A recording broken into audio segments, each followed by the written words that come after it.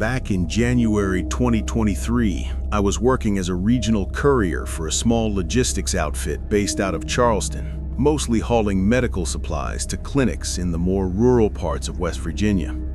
I'd been doing it for about a year, so I thought I knew those back roads pretty well. That night, I was running late on a drop to a clinic near Marlington when the snow started coming down hard, like sideways hard. My old Ford Transit van, which had already been making this weird knocking sound all day, finally gave out about 8 miles from the nearest town, right where the road narrows past Cranberry Glades. No cell service, heater dying, and the temperature dropping fast. I remember thinking, man, I just need someone to stop. Anyone. About 20 minutes later, headlights cut through the blizzard behind me. This beat-up red pickup rolled up slow, tires crunching over ice, and out stepped this wiry guy in a patched-up Carhartt jacket and rubber boots. He didn't say much at first, just nodded and asked if I needed a tow. When I told him the van was dead, he offered to let me wait out the storm at his place, said it was just up the ridge.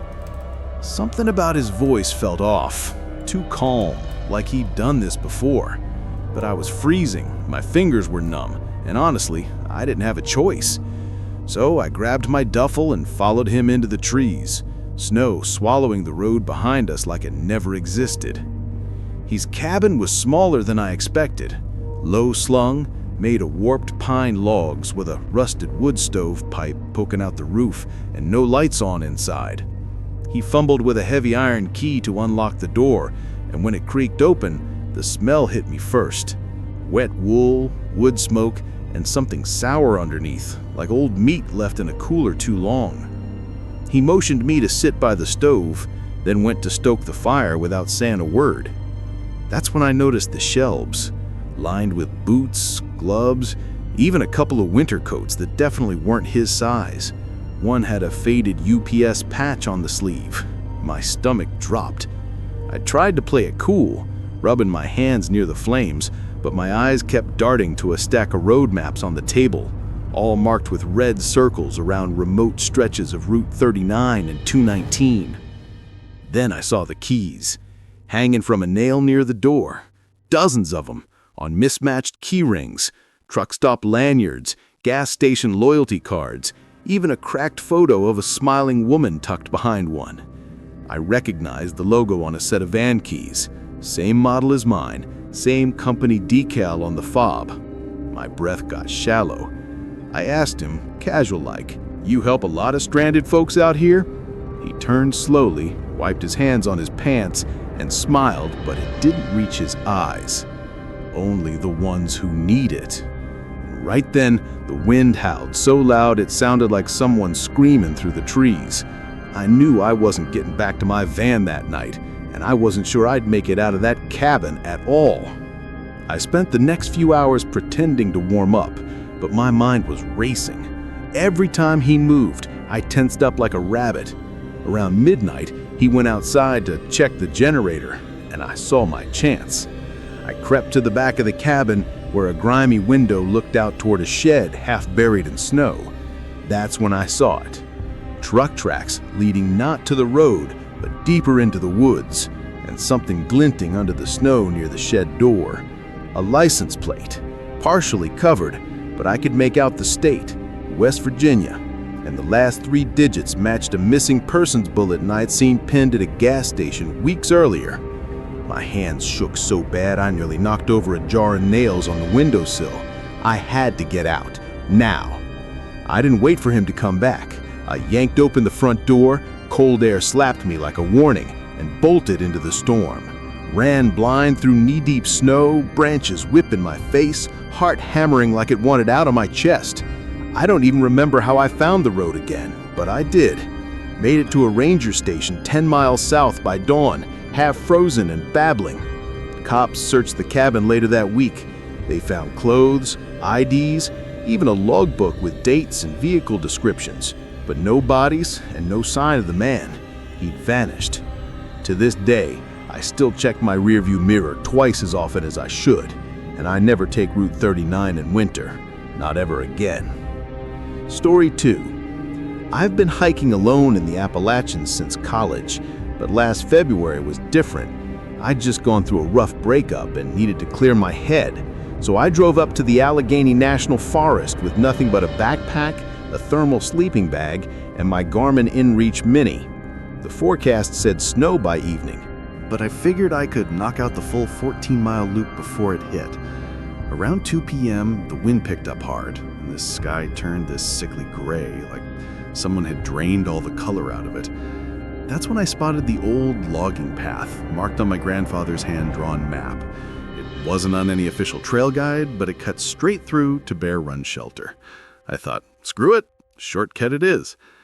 I'd only gone about half a mile when I hit the first tree.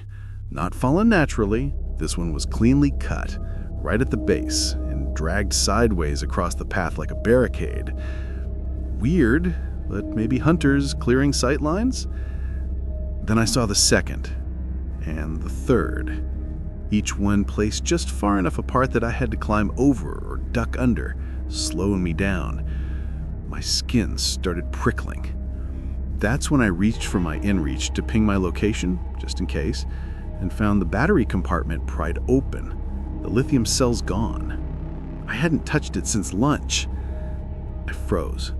The only footprints in the fresh powder were mine. But the snow hadn't started falling yet. Someone had been behind me, watching, waiting for me to step off the main trail. I tried to stay calm, told myself maybe a ranger disabled it by mistake or a curious hiker messed with it.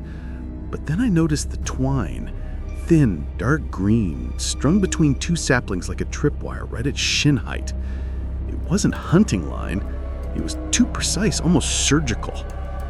And when I crouched to inspect it, I saw boot prints pressed into the moss beneath the nearby rock, fresh, deep, and pointed toward where I'd just come from. Not following the trail, following me. My breath came in short gasps, fogging in front of my face like a ghost trying to warn me. I turned around fast, scanning the trees, but the forest was dead silent. No birds, no wind, just that heavy, suffocating quiet that only happens right before something terrible. I started backtracking, heart slamming against my ribs, but the shortcut had twisted more than I remembered. Every landmark looked wrong. The boulder that was supposed to be on my left was now on the right. The creek bend doubled back on itself. That's when I saw the backpack. Not mine. Navy blue, half buried in snow near a rotted stump, zipper torn open. Inside, a waterlogged journal, a cracked headlamp, and a Pennsylvania Game Commission ID badge from 2019. I'd read about that guy. He'd gone missing on a solo patrol during a storm just like this. My hands went ice cold. Someone didn't just block the trail. They lured people into it. And I'd walked right in. I knew I couldn't stay on that trail another minute. I ditched my pack to move faster, kept low, and started cutting cross-country toward the sound of rushing water. I remembered Bear Run was east, and if I could hit the creek, I could follow it downstream to the main road. Every few steps, I'd stop and listen. Once I swear I heard a branch snap behind me, then silence again, too perfect, like someone was matching my pauses. My legs burned, my lungs raw from the cold, but I didn't dare look back. Then through the trees, I saw it. A red reflector, nailed to a pine. A trail marker from the official loop. I nearly sobbed. I burst onto the main path just as the first real snowflakes began to fall. I made it to my truck 8 hours later, shaken so bad I dropped my keys twice. Park rangers found my abandoned pack 2 days after, along with fresh drag marks leading into a ravine. But no person, no body, no explanation. They closed that section of the forest for hazard assessment, but locals won't even say the name of that ridge out loud. I still have the Game Commission badge. I keep it in a drawer, wrapped in cloth. Not as a trophy, more like a warning. Some places don't want you to leave. And some people, they don't just live in the woods. They own them. Story 3. I took the job because I needed cash fast. Rent was due, my bike was in the shop, and my buddy's uncle knew the owner of this old family cabin near Meadows of Dan. Said it'd be easy. Just winterize the place before the deep freeze hit, drain the pipes, seal the windows, stock the wood pile. The owners, the Hargroves, had supposedly flown to Florida right after Thanksgiving and wouldn't be back till spring. I showed up on December 3rd, truck bouncing down that washed-out gravel road, snow already dusting the pines like powdered sugar. The cabin looked untouched. Shutters closed, porch empty, mailbox full of flyers. Felt peaceful. Too peaceful, maybe. First thing weird happened that afternoon. I was up on the roof checking the chimney cap when I saw this patch of melted snow near the peak, right above the attic vent. Not a little drip, like a pat. Someone had been up there recently, or worse, inside, generating heat. But the furnace was off, pilot light cold. Then I spotted the boot prints circling the back porch, adult-sized, deep in the fresh powder from last night's snowfall. But they just stopped. No trail leading away, no path to the road. Like whoever made them vanished mid-step. I told myself it was a hunter, maybe a lost hiker. But that night, while heating soup on the camp stove, I saw it on the kitchen table.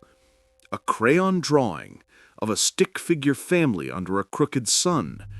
At the bottom, in shaky letters, "We're still here. Ellie. Deck 5. The Hargroves left on the 28th. Today was the 4th. I didn't sleep that night. Every creak of the floorboards sounded like footsteps. I kept my headlamp on, knife in my pocket, and stared at that drawing like it might change if I blinked. Ellie wasn't a name I recognized. The Hargroves were an older couple, no kids, no grandkids that anyone mentioned. I checked every closet, every crawl space, even the root cellar out back. Nothing. But the next morning, I found the attic hatch unlatched. I know I'd checked it the day before. It was sealed shut with a rusted padlock. Now it hung open an inch, darkness yawning behind it. And the air coming from it? Warm. Not musty, not cold like it should have been. Warm, with the faint smell of oatmeal and crayons. I didn't want to go up there, but I couldn't leave it like that. Gripping my flashlight like a club, I climbed the pull-down ladder, each rung groaning under my weight. The attic was empty. No bed, no clothes, no sign of life, except for one thing. A small, handmade doll, made of twigs and yarn, sitting dead center on a dusty trunk. Its eyes were two black buttons, but one was loose, dangling by a thread, and tucked under its arm was another drawing. This one showed the cabin from above, with an X marked on the roof, and a figure watching from the woods, dated December 6th. My blood went cold. That was tomorrow. Someone or something was marking time, and they knew I was here. I packed my stuff that afternoon, hands shaking so bad I dropped my wrench down the well. I didn't care about the job anymore, I just needed to get out before dark. But when I went to start my truck, the battery was dead. Not drained, removed. The terminals were clean, dry, and sitting in the snow like they'd been placed there on purpose.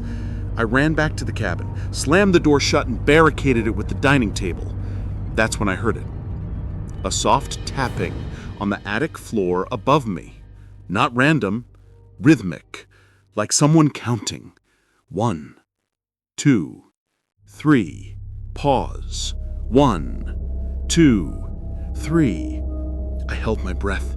Then, from the kitchen, the sound of a chair scraping across the floor, slow, deliberate, like someone had just sat down to wait. I stayed in that cabin until sunrise, curled in the pantry with my knife and a dying flashlight. When the first light hit the windows, the tapping stopped. I crept outside, no new footprints, no signs of forced entry. But on the porch railing, tied with the same green twine from the doll's hair, was my truck key. I drove straight to the sheriff's office in Stewart. They searched the property for 2 days, found nothing. No doll, no drawings, no evidence anyone had been there. The Hargroves swore they'd never heard of an Ellie. But last week, I got a letter in the mail. No return address, just a crayon drawing of a truck parked in the snow and a stick figure waving from the attic window. Dated December 20. I burned it, but I still checked my locks 3 times before bed.